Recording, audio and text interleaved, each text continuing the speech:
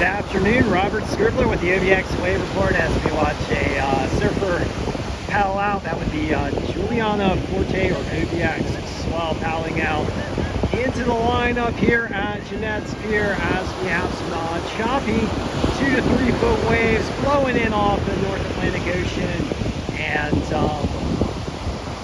we've definitely had a bit of a degradation in the wave quality over the course of the day as the winds have picked up and brought up the chop here in the Outer Banks. Nonetheless, waves in the range of 2 to 3 foot and relatively choppy, as you can see.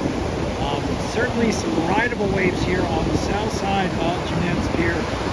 We've got some good sand here at the pier, and a lot of the sandbars starting to reform in the Outer Banks, which is very nice, good news.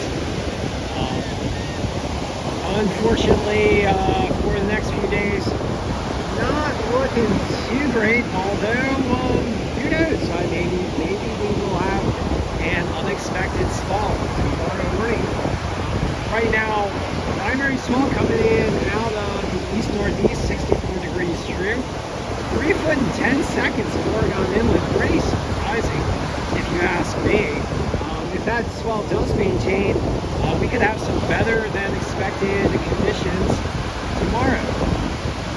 But yeah, nonetheless, overall forecast looking at waves diminishing throughout the evening and into tomorrow, 1 to 3 foot, 1 to 2 foot waves, and mostly clean in the morning, getting prepared to chop later in the day tomorrow.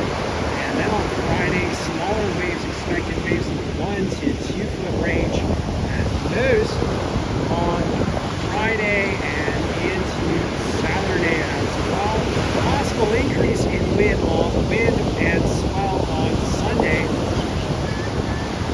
with the potential for 1 to 3, 2 to 3 foot waves, depending on your location on Sunday. And as you can see, not too much in the way of good rides being had here at Jeanette's Pier right about now. We've got chop coming in, and it looks like the swell is diminishing here, mostly low tide, with the swell starting to be incoming. We did see a little set, there we go, a little set roll in earlier. Alright, a little wave action here, a little off the top turn.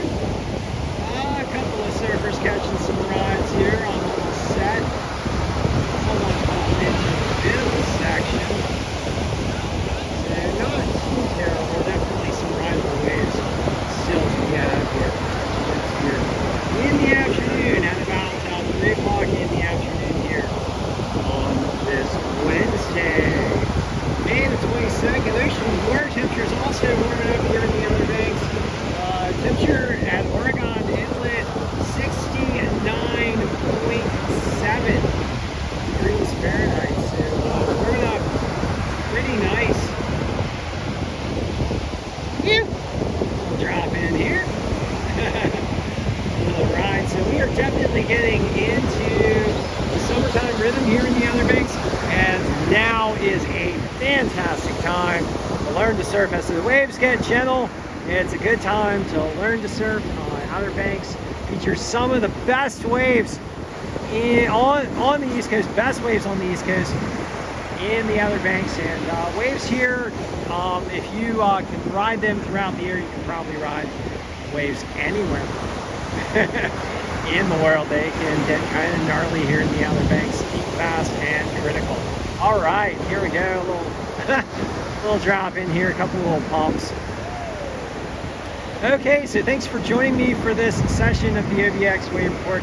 Not as organized as I typically am, but nonetheless, a comprehensive report for you guys, as I typically do.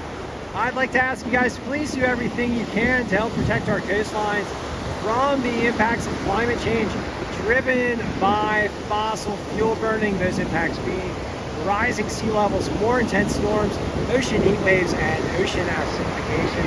We did have a recent report out on the Thwaites Glacier. Thwaites Glacier, according to there we go, Juliana, excellent. Killing it on the left here through the chop. Getting some good little turns there. Fantastic. Okay, yes, as I was saying, getting a number of scientific reports coming out on the Thwaites Glacier. A lot of water flooding the basal region, the base region, the underside of the glacier, leveraging the glacier up and increasing risk that large portions of that glacier will slide into the ocean. If that does happen, if the glacier does completely lose its mooring on the bedrock and slide into the ocean, this is an Antarctic glacier, global sea levels will increase by about 2 feet. Here in the Outer Banks, you would expect about a 3-foot sea level rise if the Thwaites Glacier becomes unmoored. That's just one glacier in the global system. If fossil fuel burning continues, ultimately all the land ice will melt, and that represents about 200 feet of sea level rise. So this glacier will be well underwater if that were to happen. Let's not let that happen. Let's mass deploy the clean energy, wind, water, solar, and electric vehicles, and stop the carbon emissions that are causing those glaciers to melt, and then get us to a net negative carbon footing. We can save our beautiful coastlines and our beautiful sandbars, all the places we enjoy so much, if we do mass deploy that clean energy. And also, I just like to say, if you want to come on a surf safari with me down at Real War Sports, come check us out. Real War Sports Surf School, run by Jeff Carver, fantastic surfer, great guy, and myself, Cam, and Landon